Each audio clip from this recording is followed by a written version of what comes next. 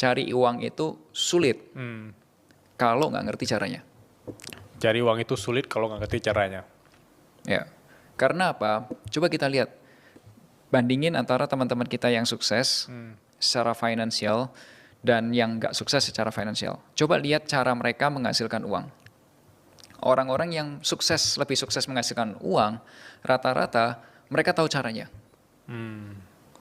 Mereka tahu caranya. Dengan caranya masing-masing. Ada yang bikin konten-konten atau produk digital, ada yang dagang makanan, ada yang macam-macam. Tapi mereka tahu caranya gitu. Even kalau saya tanya ke Mas Bilal, Mas gimana sih cara bikin atau create uang dari produk digital gitu? Mas tahu caranya kan? Yes, karena tahu caranya.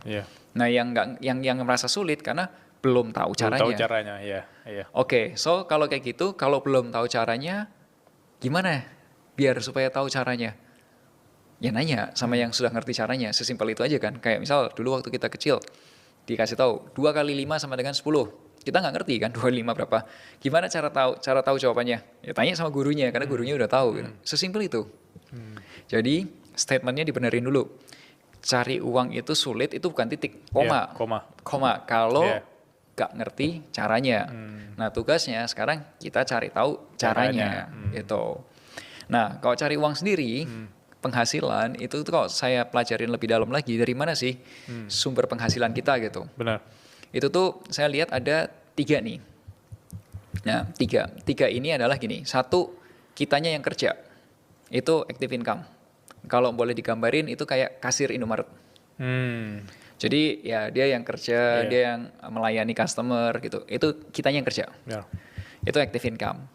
Nah yang kedua ada juga sebagai yang namanya investment income. Uangnya yang kerja, bukan kitanya lagi, tapi uangnya yang kerja. Uangnya kerja ini contohnya kalau kita punya sahamnya atau kepemilikan dari perusahaan Indomaret. Kan kalau Indomaret kan PT Indomaret apa gitu kan, ada nama PT-nya kan, ada nama perusahaannya. Nah kita yang punya perusahaannya, atau kita punya kepemilikan sahamnya gitu. Sahamnya itu adalah pemilikan perusahaan. Itu kalau di Bursa Efek Indonesia, kode sahamnya itu Delta huruf D, net, DNet. Ya, itu sahamnya Indomaret. Itu kita owning the company. Nah, yang ketiga, ketika kita punya lahan kosong, kita beli waralabanya, beli franchise-nya.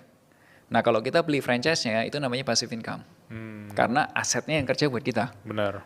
Nah, jadi itu ada 3 sumber gedenya, itu ada 3. Ada yang kitanya yang kerja, contohnya ya jadi kasir Indomaret.